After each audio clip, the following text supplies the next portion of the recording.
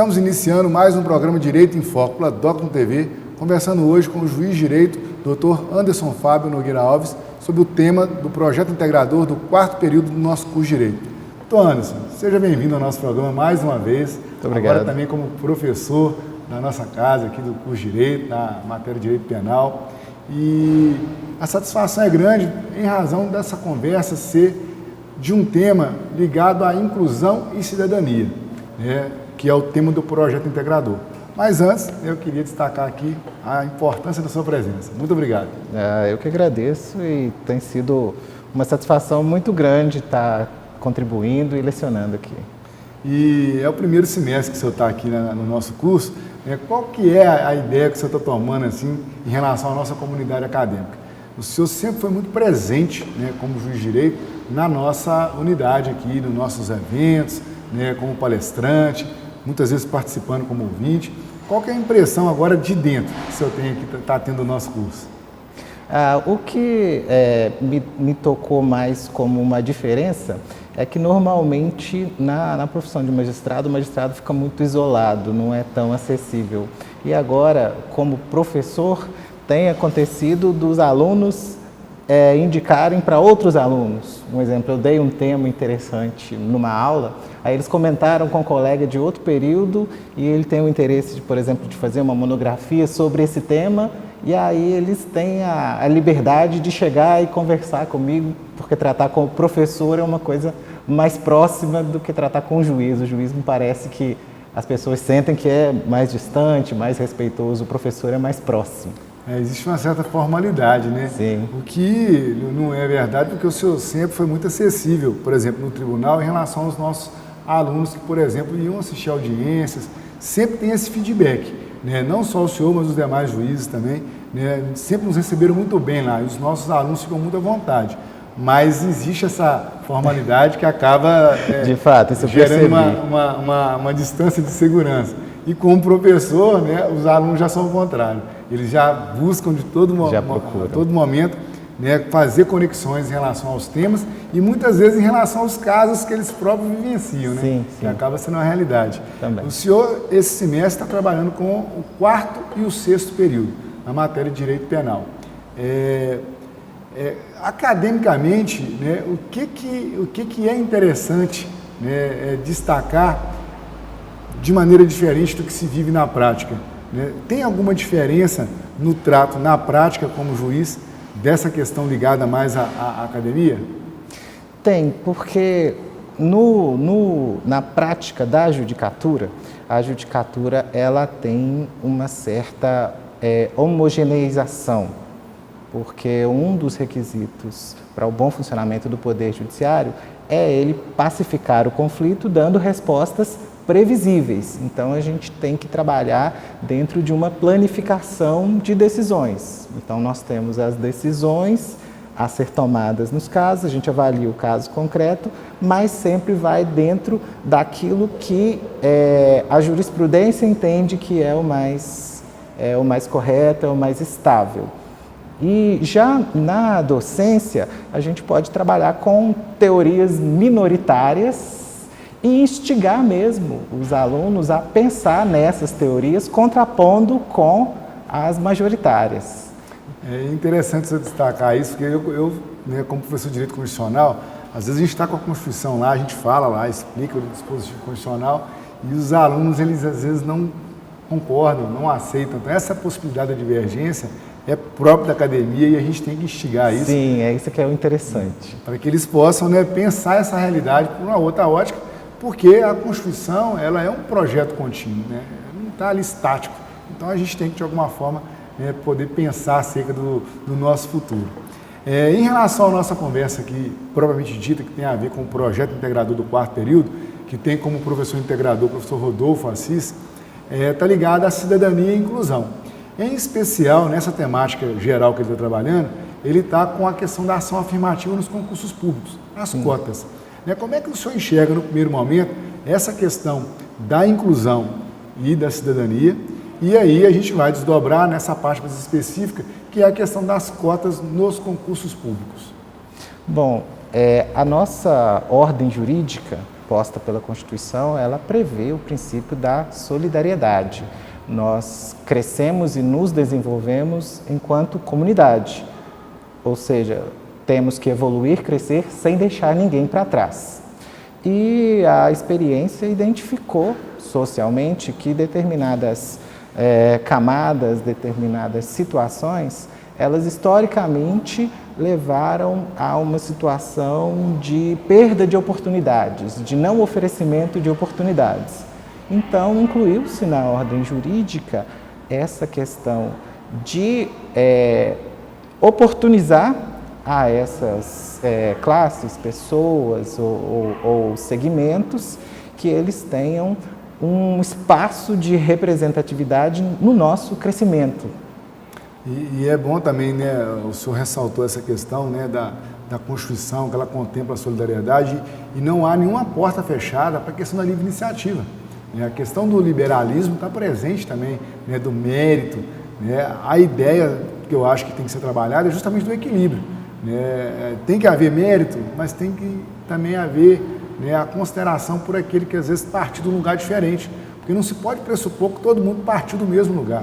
A educação, se a gente olhar para o Brasil, né, a gente vai ter escola, né, com ar-condicionado, com tela digital, mas você vai em lugares que nem teto tem, o chão é batido, né, não tem janela, tem alunos que estudam em containers, né, então é muito complicado, né, não se parte do mesmo lugar. E muitas vezes as pessoas, elas estão partindo de um lugar, entre aspas, pior, não é por culpa delas, né? E o Estado tem que ter esse compromisso, como o senhor bem apontou, em relação à solidariedade, porque senão fica uma disputa muito desigual, o que vai dificultar o resultado lá na frente, né? Essa questão, aí já tocando nas cotas, tem um livro, chama Justiça. Ele é de um filósofo americano. Michael Sandel, né? Michael Sandel. E ele fala dessa questão das ações afirmativas e das cotas. A análise que ele faz me parece muito pertinente, porque não existe, de fato, um viés político para se escolher fazer ou não fazer as cotas. Parte-se de uma constatação que a sociedade é, de fato, desigual, e você tem uma questão que é cientificamente aferível.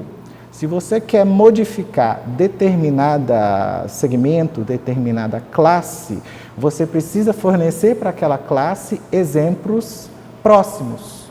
Ou seja, você precisa propiciar para aquela classe que ela consiga enxergar, que ela consegue alcançar um nível maior. Um exemplo, a cota racial, para você apresentar para essa população que você quer trazer, essa população negra, ela vai enxergar um estudante branco como exemplo, ela pode até enxergar, mas ela vai enxergar ele de uma forma mais distante, ele não vai enxergar como um vizinho ou alguém da mesma rua.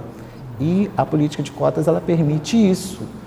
O jovem, ele vai se espelhar não naquilo que ele vê na televisão, ele vai se espelhar no vizinho dele, que é 5 ou 10 anos mais velho, que tem um emprego, que casou, que está construindo a casa, que tem um carro que ele financiou. Esse que é o exemplo próximo. Ele vai se identificar ali próximo, ele não vai se identificar com uma coisa que está distante da realidade dele. E nesse ponto eu acho que é muito pertinente essa análise, porque você está acolhendo a segmentação, você está privilegiando também o mérito e o desempenho naquele segmento, sem esquecer do mérito geral. O mérito geral sempre vai ser reconhecido, deixando um espaço, é claro, para essa segmentação. Eu tenho falado aqui nas últimas entrevistas que a gente tem assim, um desafio muito grande, né, no projeto integrador, que é fazer o aluno reconhecer essa realidade. Então eu falo muito para eles o seguinte, não adianta a gente pensar na democracia só no aspecto, no plano maior, né, no âmbito federal. A gente tem que pensar a democracia na nossa casa, né, na nossa relação com o próximo. Eu brinco, na sala de aula, no elevador aqui da nossa instituição, tem às vezes alguém que tem uma necessidade especial. as pessoas não podem se aborrecer pelo fato de elas cederem, né, o momento ali para alguém que seja portador de necessidade especial. Né? E as pessoas elas acabam se aborrecendo às vezes. Né? Dentro de sala de aula, um aluno que para e faz uma pergunta, que é considerada uma pergunta, né, desfocada, as pessoas se aborrecem por conta disso. Então, a prática democrática ela tem que se dar, como o senhor bem apontou, na questão da vizinhança, tem que estar muito próximo. É ali que a gente transforma, né, a vida. Não é a gente só escutando alguém defender a democracia, o Estado democrático de direito, né, saber de cor e salteado a Constituição, se a gente não consegue ouvir o outro. Né, o diálogo não acontece, porque as pessoas só querem falar. Ninguém quer ouvir. Todo mundo só quer colocar a sua posição e quer que os outros aceitem essa posição. Então, um grande desafio do brasileiro, né, do cidadão, começa na cidade, na casa dele. Será que ele está conversando na casa dele? Será que os vizinhos conversam? Né? O senhor que está à frente nessa questão, né, do Sejusc, da questão da conciliação, da mediação, se as pessoas não se sentarem, se reconhecerem mutuamente, né, fica difícil chegar num denominador comum, porque está sempre querendo alguém pautar, impor uma forma particular, como se ela fosse muito especial e tivesse que ser universal, ou seja, a minha opinião é que é a certa, é a correta. As redes sociais estão cheias disso, as pessoas só querem colocar ali a sua ideia e não estão nem aí para o que o outro está falando. Então é muito difícil, né, a gente caminhar por esse caminho, mas é fundamental que a gente tenha, né, a atenção de fazer com que os nossos alunos mirem nesse caminho aí, para poder a gente ter um resultado melhor, que é justamente esse reconhecimento do outro. Acredito que essa interdisciplinariedade e essa visão do outro, ela contribui também para o crescimento pessoal, porque você reconhecendo a dificuldade do outro, você também vai reconhecer sua própria. E todo mundo tem as suas dificuldades. Agora que eu sou professor, eu tenho trabalhado a matéria de fixação de pena. E é muito peculiar essa matéria, porque ela envolve matemática, uma coisa que a gente não tem muito no curso de Direito. Então, a gente não pode abandonar outras habilidades que não são as nossas principais e esquecê-las, porque precisar uma hora ou outra exercitá-las também. Né? E é engraçado, você me lembrou quando você fez o exemplo aí da fixação de pena, da questão do início da nossa conversa, do papel do juiz e do professor. Quando você faz uma fixação de pena lá na sentença, lá no tribunal, tem um recurso, né? As pessoas podem, né, fazer a crítica, mas fazer uma fixação de pena dentro da sala de aula, você acaba recebendo uma série de demandas, né, de dúvidas, que no momento ali da prática você acaba não tendo, porque você faz a sentença ali, imbuído daquilo que você observou no caso, e na sala de aula tem 30 alunos, querendo saber por que não foi dessa forma, por que não foi da outra, e essa possibilidade da divergência, ela é salutar aqui para esse espaço que é acadêmico. Eu acrescento que, a Constituição, acredito que ela foi muito sábia em colocar a única exceção do exercício exclusivo da magistratura para um cargo de docência, porque um complementa o outro. O juiz, no exercício só profissional, por mais que ele estude, ele acaba ficando um tanto quanto engessado, ele não recebe aquela adrenalina que os estudantes colocam naquela visão atual e às vezes, corriqueira do mundo. A provocação do dia a dia. Sim. Né? O juiz ele não pode ficar encastelado, né? Porque senão ele começa a fazer um julgamento somente na ótica dele. Com certeza. Quando o juiz, e essa filosofia hoje, né, do Poder Judiciário, quando o juiz ele se aproxima da sociedade, é aí que ele consegue perceber, né, onde é que são as dificuldades, por que alguns resultados acontecem, porque ele pode fazer o que o senhor bem apontou em relação ao Michael Sandel, o exemplo, né, a proximidade. Ele se transforma também dentro do contexto. Ele é um agente igualitário em relação aos demais, só que ele tem uma posição de decisão. Mas ele ali envolvido, ele consegue ter uma percepção, né, muito mais próxima da realidade. Com certeza, com certeza. Essa percepção da realidade, a gente identifica nesse sistema de cotas, voltando também a Malcolm Sander, ele fala que para as instituições se solidificarem e se tornarem mais eficientes, e aí falando do Poder Judiciário, precisa de ter uma aproximação homogênea com a sociedade. E o sistema de cotas, inversamente falando, ele propicia isso. Se você tem um sistema de cotas, ele fala das universidades americanas, algumas optaram por sistema de cota. Então você vai agregar para aquela instituição um conceito de uma cultura diferente, de uma formação diferente, de uma cultura de raça, de uma cultura religiosa. E falando do judiciário, essa aproximação que a gente tem propicia para a gente um melhor conhecimento da sociedade. Eu tenho um conhecimento social, pessoal, ligado ao meu meio jurídico. Às vezes eu vou ao banco, às vezes eu vou na escola das minhas filhas, mas se eu faço esse trabalho de aproximação no judiciário, eu vou ter uma aproximação com a comunidade escolar lá do bairro Santa Cruz, eu vou ter uma aproximação com uma sociedade mais pia, que vai atender o bairro Esperança, e aí eu vou conhecer e enriquecer a própria participação da minha instituição na sociedade. Eu costumo falar isso que você está destacando aí, por exemplo, a universidade, né? A ideia, o que é o conceito de universidade, né? As pessoas às vezes podem associar isso como se fosse uma visão só, mas não é, é uma união de diversidades. Né? Num Estado democrático como o nosso, o caminho tem que ser esse aí que você está ressaltando, que se você tem a possibilidade de instituições pensarem de forma diferente, né, mas permitindo que elas pensem diferente, esse diálogo vai acontecer, porque uma vai apresentar resultados com a ótica que ela acabou adotando e outras vão apresentar de maneira diversa. Então, é um sistema que eu já até escrevi um artigo sobre isso, que é a poliarquia. A gente vive a democracia, a gente fala tanto da democracia que é o poder do povo, mas tem uma outra expressão que é a poliarquia, que é o poder de muitos. Muitos quem? Todos aqueles que podem de alguma forma se apresentar com força de decisão. A democracia, o conceito de povo é meio aberto. Quem é o povo? Tem até uma obra do Frederick Miller, né? Quem é o povo? O estrangeiro que mora no Brasil é povo? O menor de idade é povo? Quem é o povo? Pode tomar decisão? Então tem toda uma questão. E na poliarquia, como poder de muitos, os muitos que tiverem condições de exercer tomadas de decisão de maneira responsável, porque podem ser contrapostos, eles vão de alguma forma se enfrentar num campo, num espaço público que vai ser exposto. Então a gente vai poder questionar.